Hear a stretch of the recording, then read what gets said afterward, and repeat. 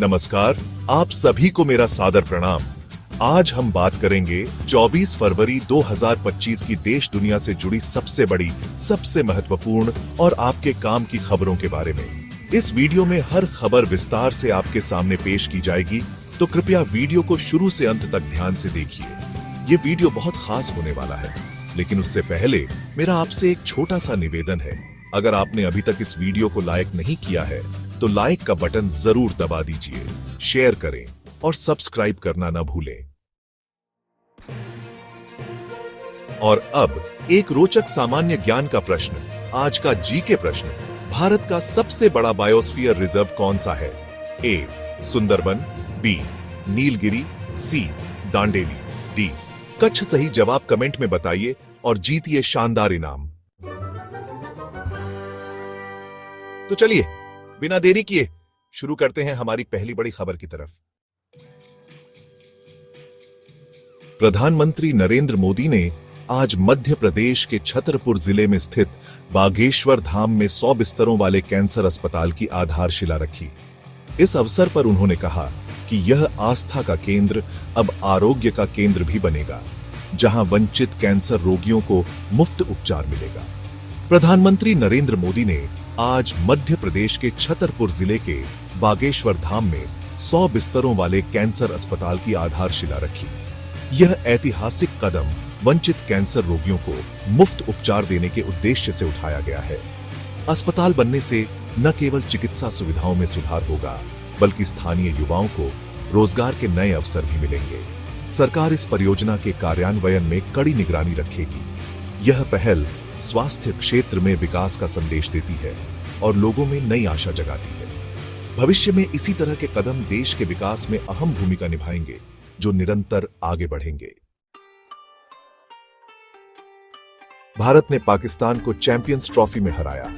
Champions trophy 2025 में भारत ने पाकिस्तान को 6 विकेट से हराया।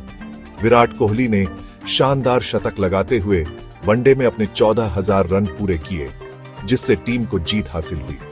व्याख्या: चैंपियंस ट्रॉफी 2025 में भारत ने पाकिस्तान को 6 विकेट से हराकर क्रिकेट प्रेमियों के लिए ऐतिहासिक जीत दर्ज की। इस मुकाबले में विराट कोहली ने शानदार शतक का प्रदर्शन करते हुए 14,000 रन पूरे किए, जिससे टीम का मनोबल बढ़ा। मैच के दौरान तेज गेंदबाजी और शानदार बल्लेबाजी का अद्भुत संगम देखने को मिला।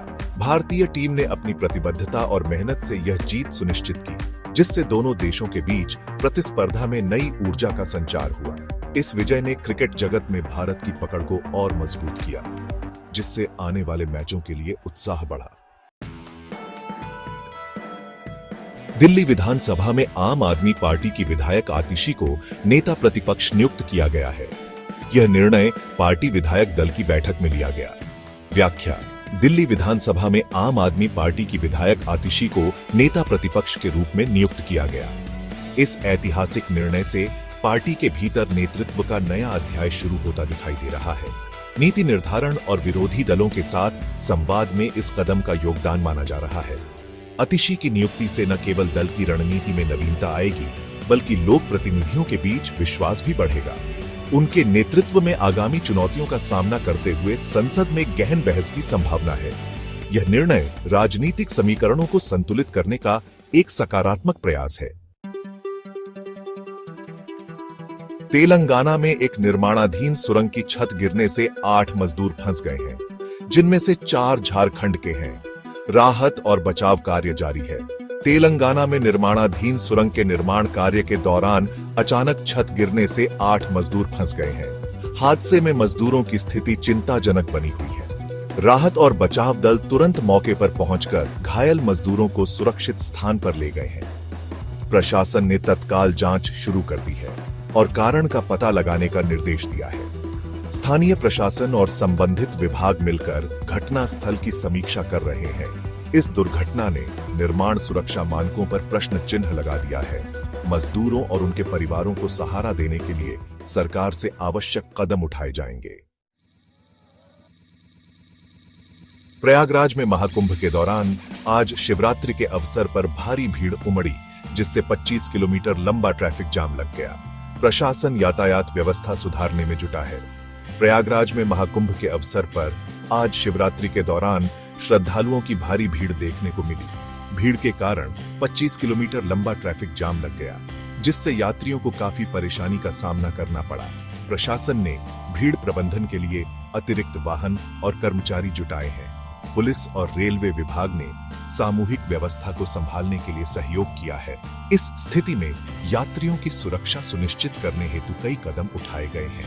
महाकुंभ में भारी भीड़ और जाम ने प्रशासनिक चुनौतियों को उजागर किया है। यह आयोजन श्रद्धा और आस्था का प्रतीक है। अद्वितीय प्रदर्शन। इटली की प्रधानमंत्री जॉर्जिया मेलोनी ने वामपंथी नेताओं पर निशाना साधते हुए कहा कि मोदी, ट्रंप और उनके जैसे दक्षिणपंथी नेताओं के उभरने से वामपंथी नेता परेशान हैं। इटली की प्रधानमंत्री जॉर्जिया मेलोनी ने वामपंथी नेताओं पर तीखा निशाना साधा। उन्होंने टिप्पणी करते हुए बताया कि दक्षिणपंथी नेताओं की नीति से वामपंथी मतभेद उजागर हो रहे हैं। इस बयान ने अंतर्राष्ट्रीय राजनीति में चर्चा का विषय बना दिया है। मेलोनी के शब्दों से संकेत मिलता है कि वैश्विक राजनैतिक समीकरण में विभिन्न ध्रुवों के बीच संघर्ष बढ़ता जा रहा है। उनके बयान ने राजनीतिक दलों में तनाव उत्पन्न किया है। विशेषज्ञों ने इस स्थिति पर गहन चर्चा की है। इटली के इस कदम से राजनीति में नई धाराएं देखने को मिल सकती हैं। अब दिल्ली नगर निगम ने 12,000 अस्थायी कर्मचारियों को स्थायी करने का ऐतिहासिक फैसला लिया है। आम आदमी पार्टी ने इसे अपने वादे को निभाने की दिशा में महत्वपूर्ण कदम बताया है। दिल्ली नगर निगम (एमसीडी) ने 12,000 अस्थायी कर्मचारियों को स्थायी करने का ऐतिहासिक फैसला किया है। यह निर्णय कर्मचारियों के अधिकारों को सुदृढ़ करने और प्रशासनिक सुधार की दिशा में उठाया गया कदम है। इस फैसले से कर्मचारियों का मनोबल बढ़ेगा और उनके कार्यस्थल पर सुरक्षा का अनुभव होगा। नगर निगम की इस पहल को राजनीतिक दलों और आम जनता ने सराहा है। स्थायी नियुक्ति से शहर के विकास में भी सकारात्मक बदलाव देखने को मिलेंगे। प्रशासन ने आश्वासन दिया है कि भविष्य में और भी सुधारात्मक कदम उठाए जाएंगे। यह निर्णय प्रशासनिक पारदर्शिता को दर्शाता है, जो प्रेरणा देता। प्रधानमंत्री मोदी का 3 दिवसीय दौरा, मध्य प्रदेश, बिहार और असम में विकास परियोजनाओं की सौगात। प्रधानमंत्री नरेंद्र मोदी 23 से 25 फरवरी तक मध्य प्रदेश, बिहार और असम के दौरे पर रहेंगे, जहां वे विभिन्न विकास परियोजनाओं का उद्घाटन और शिलान्यास करेंगे। प्रधानमंत्री नरेंद्र मोदी 23 से 25 फरवरी तक मध्य प्रदेश, बिहार और असम के दौरे पर रहेंगे। इस 3 दिवसीय दौरे के दौरान विभिन्न विकास परियोजनाओं का उद्घाटन किया जाएगा। मोदी जी के इस दौरे से स्थानीय विकास, बुनियादी ढांचे में सुधार और रोजगार सृजन के नए अवसर उत्पन्न होंगे। विभिन्न राज्यों के अधिकारियों ने इस दौरे का गर्मजोशी से स्वागत किया है। यह यात्रा न केवल विकास की दिशा में महत्वपूर्ण कदम है, बल्कि राष्ट्रीय एकता और समृद्धि का संदेश भी देती है। सरकार ने नई योजनाओं का परिचय कराया है, जिससे देश का भविष्य उज्जवल होगा। अब बढ़ते हैं अगली खबर की तरफ। बांग्लादेश ने एलन मस्क को स्टारलिंक सेवा शुरू करने का निमंत्रण दिया। बांग्लादेश की अंतरिम सरकार के मुख्य सलाहकार मोहम्मद यूनुस ने स्पेसएक्स के सीईओ एलन मस्क को देश में स्टारलिंक उपग्रह इंटरनेट सेवा शुरू करने के लिए आमंत्रित किया है। बांग्लादेश की अंतरिम सरकार के मुख्य सलाहकार मोहम्मद यूनुस ने स्पेसएक्स के सीईओ एलन मस्क को देश में स्टारलिंक उपग्रह इंटरनेट सेवा शुरू करने का निमंत्रण दिया। यह कदम डिजिटल कनेक्टिविटी और दूर दराज के क्षेत्रों में इंटरनेट सेवाओं के विस्तार के लिए महत्वपूर्ण माना जा रहा है। बांग्लादेश में तकनीकी प्रगति और संचार के क्षेत्र में नया अध्याय शुरू होने की संभावना है। इस प्रस्ताव से आर्थिक विकास और शिक्षा में सुधार की उम्मीद जताई जा रही है। तकनीकी विशेषज्ञ इस पहल को देश के लिए वरदान मानते हैं। इससे जुड़ी योजनाओं पर चर्चा होगी। गाजियाबाद में भूकंप के झटके, लोग घरों से बाहर निकले। उत्तर प्रदेश के गाजियाबाद जिले में दोपहर 3:24 पर भूकंप के हल्के झटके महसूस किए गए, जिससे लोग घबराकर घरों से बाहर निकल आए। उत्तर प्रदेश के गाजियाबाद जिले में आज दोपहर 3:24 पर भूकंप के हल्के झटके महसूस किए गए। लोगों में घबराहट की लहर दौड़ गई और अधिकांश ने तुरंत अपने घरों से बाहर निकलकर सुरक्षित स्थान की ओर रुख किया। विशेषज्ञों का मानना है कि यह झटका क्षणिक था और कोई बड़ा नुकसान नहीं हुआ। प्रशासन ने तुरंत स्थिति पर निगरानी बढ़ा दी है। लोगों से अपील की गई है कि वे शांत रहें और किसी भी असामान्यता की सूचना तुरंत दें। यह घटना प्राकृतिक झटकों की गंभीरता को दर्शाती है। सदैव सुरक्षित। अब बढ़ते हैं अगली खबर की तरफ। राष्ट्रपति द्रौपदी मुर्मू ने स्वामी दयानंद सरस्वती की जयंती पर श्रद्धांजलि अर्पित की। राष्ट्रपति द्रौपदी मुर्मू ने समाज सुधारक स्वामी दयानंद सरस्वती की जयंती के अवसर पर उन्हें श्रद्धांजलि अर्पित करते हुए उनके विचारों को अपनाने पर जोर दिया। राष्ट्रपति द्रौपदी मुर्मू ने स्वामी दयानंद सरस्वती की जयंती के अवसर पर उनके विचारों और सामाजिक सुधारों को सम्मानित करते हुए श्रद्धांजलि अर्पित की। इस अवसर पर उन्होंने भारतीय संस्कृति और ज्ञान पर जोर दिया। सरस्वती के आदर्शों को अपनाने की अपील की गई और युवाओं में शिक्षा के महत्व को रेखांकित किया गया। राष्ट्रपति ने समाज में नैतिकता और सामाजिक समरसता को बढ़ावा देने की आवश्यकता पर बल दिया। यह समारोह देश की सांस्कृतिक विरासत के संरक्षण का महत्वपूर्ण कदम है। इस कार्यक्रम से लोगों में प्रेरणा का संचार हुआ है, जो ऊर्जा प्रदान करता। भोपाल में भाजपा नेताओं की बैठक, पीएम मोदी ने की शिरकत। भोपाल में कुशाभाऊ ठाकरे कन्वेंशन सेंटर में भाजपा नेताओं, विधायकों और पदाधिकारियों के साथ बैठक हुई, जिसमें प्रधानमंत्री नरेंद्र मोदी ने भी अपनी उपस्थिति दर्ज कराते हुए आगामी चुनावों की रणनीति पर चर्चा की। भोपाल में कुशाभाऊ ठाकरे कन्वेंशन सेंटर में भाजपा नेताओं, विधायकों और पदाधिकारियों के साथ बैठक हुई। इस बैठक में प्रधानमंत्री नरेंद्र मोदी ने भी अपनी उपस्थिति दर्ज कराते हुए आगामी चुनावों की रणनीति पर चर्चा की। उनकी उपस्थिति ने पार्टी में उत्साह और विश्वास की नई लहर दौड़ा दी। चर्चा के दौरान विभिन्न मुद्दों पर विस्तार से बात की गई और आगामी चुनावों के लिए स्पष्ट दिशा निर्देश दिए गए। इस बैठक को पार्टी की सामूहिक शक्ति और एकजुटता का प्रतीक माना गया है। इस महत्वपूर्ण बैठक से भविष्य की रणनीति और नीतियों में बदलाव की उम्मीद जताई जा रही है। अब बढ़ते हैं अगली खबर की तरफ। दिल्ली में फिट इंडिया संडे पर साइक्लोथॉन का आयोजन। दिल्ली में फिट इंडिया संडे के अवसर पर साइक्लोथॉन का आयोजन किया गया, जिसमें खेल मंत्री डॉ. मनसुख मंडाविया ने हिस्सा लेकर लोगों को फिटनेस के प्रति जागरूक किया। दिल्ली में फिट इंडिया संडे के अवसर पर आज साइक्लोथॉन का आयोजन किया गया।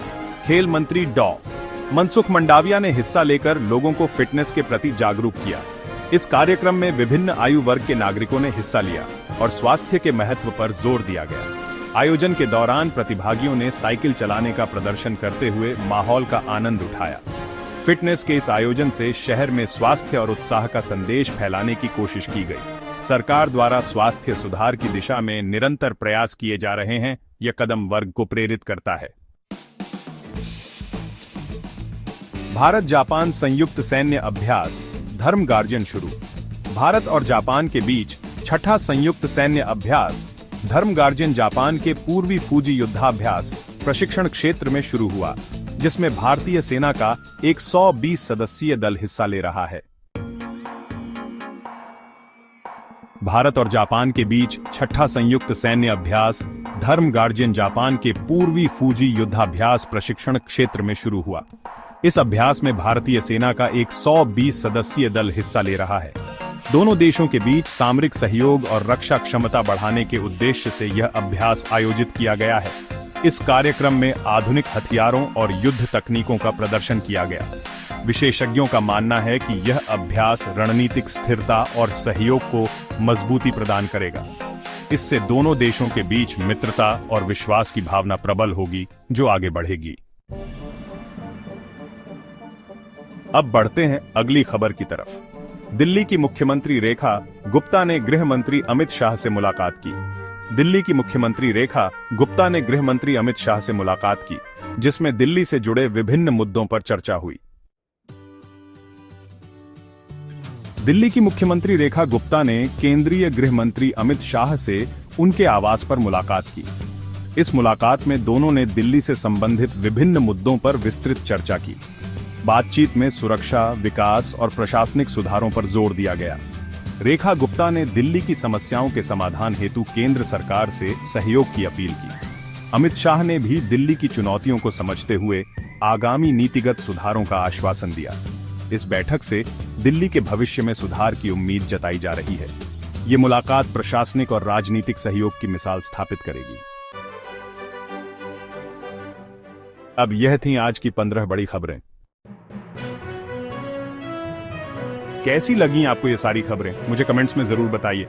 अगर वीडियो अच्छा लगा हो तो इसे लाइक कीजिए, और अगर आपने चैनल को सब्सक्राइब नहीं किया है तो अभी सब्सक्राइब कीजिए।